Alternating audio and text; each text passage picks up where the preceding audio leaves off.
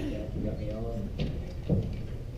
All right, well, good morning. It's so good to see you. I mean that from the bottom of my heart. I've missed you all so much. It's really good to be back. First, let me say a huge thanks to all of you. It has been an incredible gift for me to be home with Ashley and the new kids. The past 6 weeks have been just insane, crazy, good, stressful, blessing, all of the above. So thank you for your prayers, for your for asking how things are going, for your meals, for your time spent helping out. You all have been so generous to Ashley and to me. Thank you for, we had an awesome shower. We've not bought diapers yet. That's incredible. And we go through a lot of diapers. Our minds have been blown with your generosity. Just one example, a few weeks ago, a friend of ours showed up with a trailer, and one of the missional communities here, the Gathering, there are a bunch of you here, had gone together and bought us a chest freezer, and not only that, but packed it full of homemade meals and delivered it to our house, so that we would have opportunity to not have to cook. So Ashley and I have been so blessed by you all and know a little bit about generosity because of you. So I was really excited to see this sermon series start to develop. Back before Christmas, when David brought it to the staff to say, this is kind of what I'm thinking through, I was initially so excited because I really like thinking theoretically. I spend several hours a day in my head just wondering what if, imagining, dreaming, thinking about what could be. And so I naturally like this type of sermon. Now, I think there are two types of people here. Now, as in with any personality, there's always a spectrum, okay? But I think there are big picture people who get excited about dreams and wonder what if and just imagining. And then there are also detail people who get fired up about lists and planning and these sorts of things. So just so I know what I'm working with, any big picture people? Who are big picture? Yeah, there are a few. Okay, any detail people? Better. Okay, so detail people, you all have been really frustrated with this sermon series. You've been frustrated because there have been no detailed steps laid out. It's all been theoretical. It's called what if. That's a detail person's worst nightmare. But we need you. So I'm a big picture person. I have all sorts of ideas, most of which never get done because I have no detail to them. So it takes both groups together. So I'm going to try to throw the detail people a couple of bones, but for the most part, we're going to be hovering in the theoretical, the what if.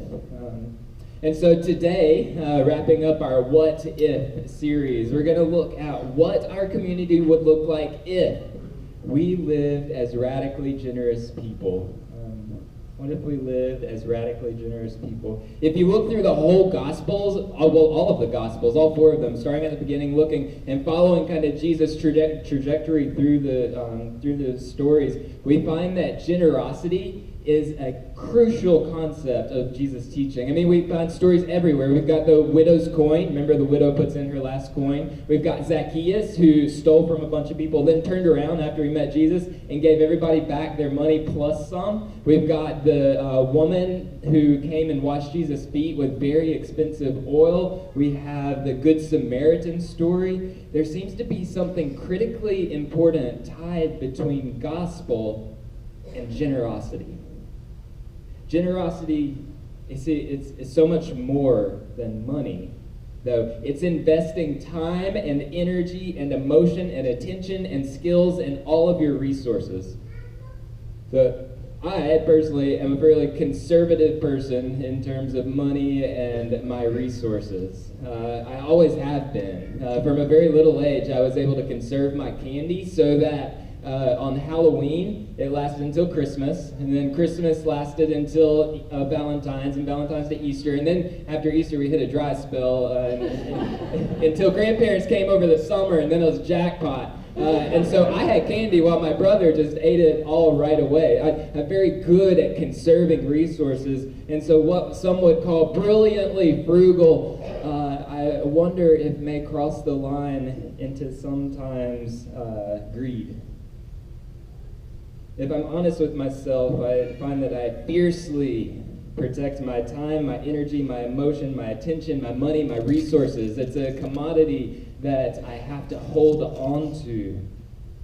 But let me tell you about experience I've had over the past few months about resources. If you didn't know, frugality goes slam out the window when two babies come home. So no longer do I have any sort of perceived control. No longer is there any free time. No longer is there any extra energy, extra money, extra emotional capital. No clear space anywhere on the living room floor. No ability to hop in the car and go visit a friend or to the grocery store. Suddenly, my life is dramatically reordered.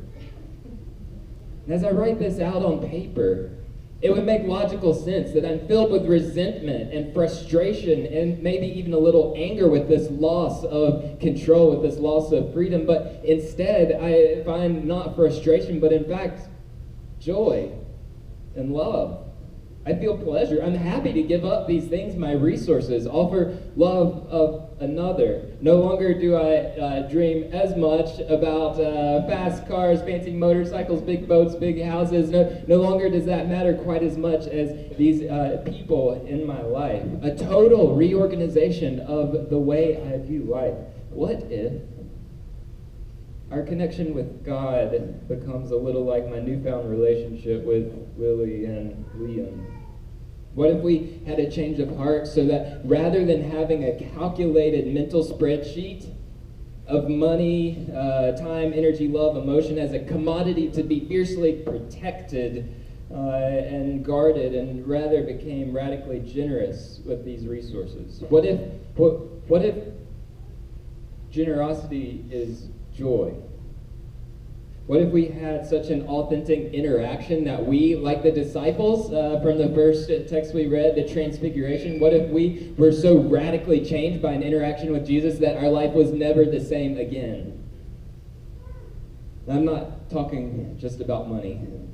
Generosity is so much more complex than writing a check. In fact, I think that you can actually give money and not even be a very generous person. Generosity is more than a line item in your budget, an automatic bank draft, the credit card points, the tax break, or the bragging rights. Generosity is synonymous with following Jesus. There is no frugal disciple. To be Christian is to be generous. So if you find yourself slightly squirming, as I've been all week, here are a couple ways to move forward. Detail people, this is for you. There are 3 steps to becoming a more generous person.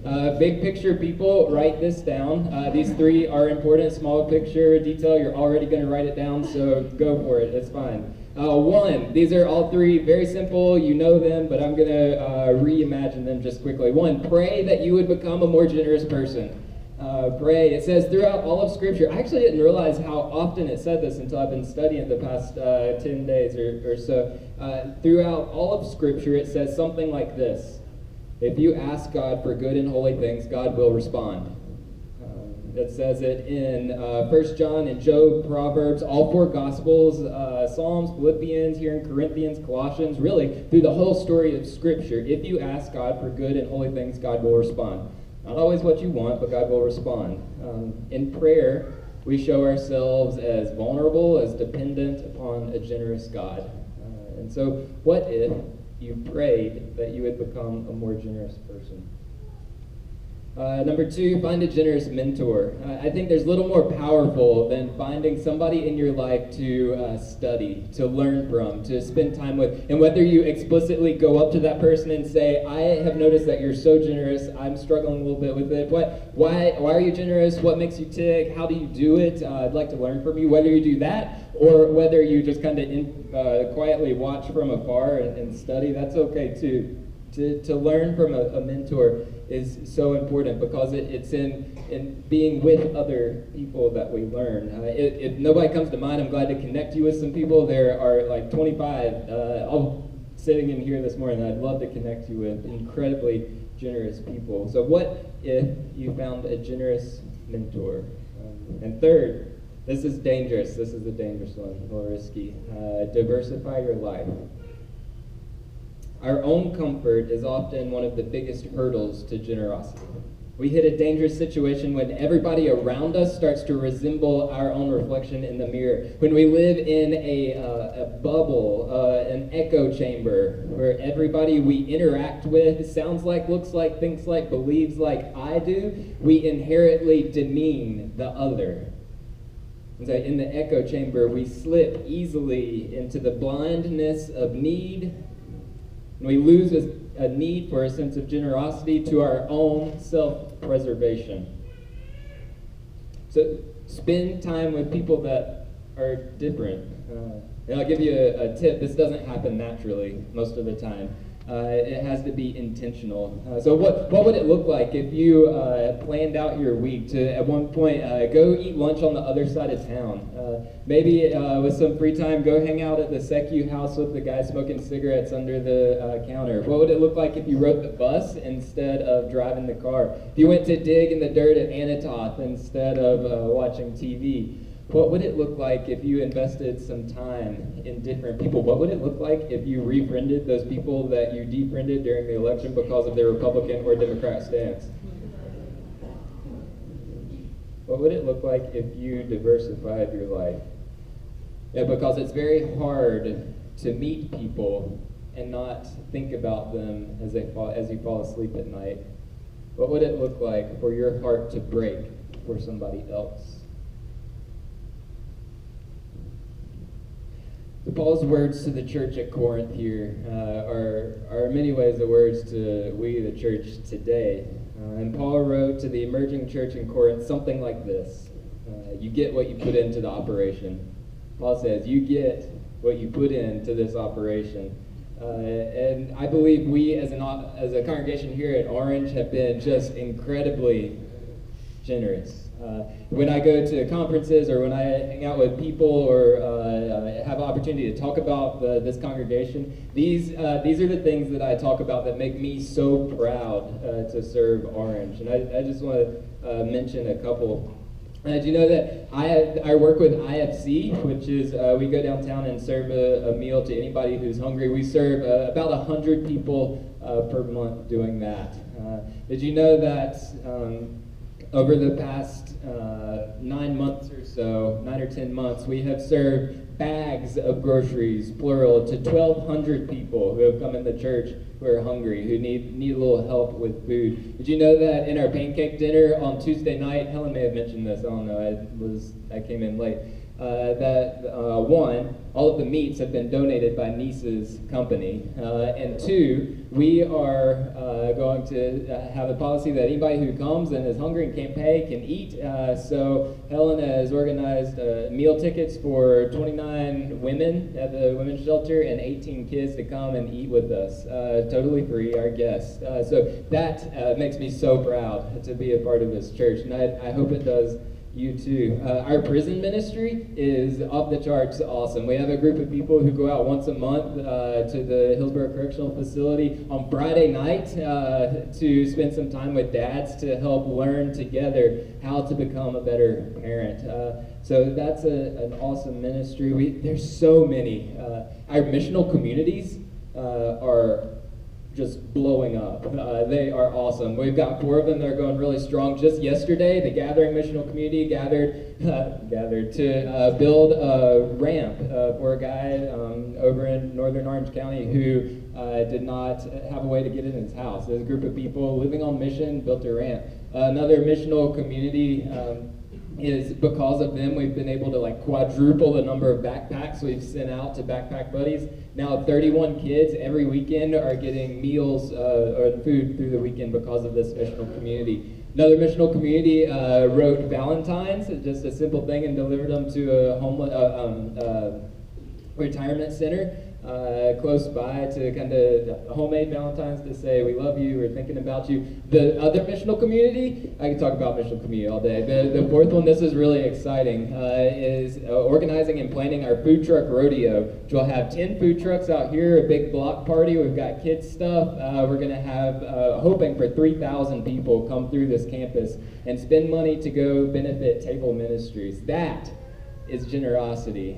These are some awesome things that make me so proud to be a part of Orange. And we have some big things going on, but I still wonder, what if we blew up the 20/80 rule? 20% of the people do 80% of the work. What sort of work could we do if we were all engaged in meaningful ministry? What sort of opportunities would we have if we had just a little bit more cash, a little more engagement, a little more community visibility, a little more membership participation, just a little bit more generosity? This is what I think. What if we could open up an affordable daycare here in Chapel Hill? You know that affordable daycare is a serious problem. You know, if I were to put Lily and Liam in daycare here in Chapel Hill, we would be looking at $3,000 to $5,000 per month. This is a serious problem. What if we were to open up this place for an affordable daycare? What if we were to open up our doors for tutoring and mentorship? Do you know that within walking distance of the most educated town in the state, there's a school who has 50% of their students on free and reduced lunch? That's unacceptable. What can we do to alleviate some of that problem? What if? How could we bless those in our town who move here for work or for school? And have no family. You ever wonder what people do who get sick, who have no family? What if we were to engage our older community who has had family move on and retirement sets in and trying to struggle with identity and purpose? How can we provide counseling to the thousands of people who are struggling with mental health here in this place but can't afford $200 an hour to pay a counselor?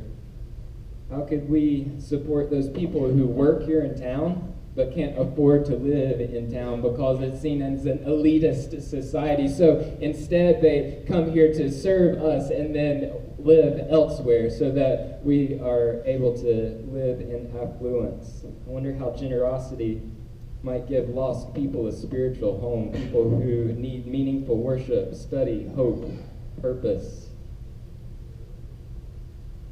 But here's the big idea. If you've zoned out, come back to me right here.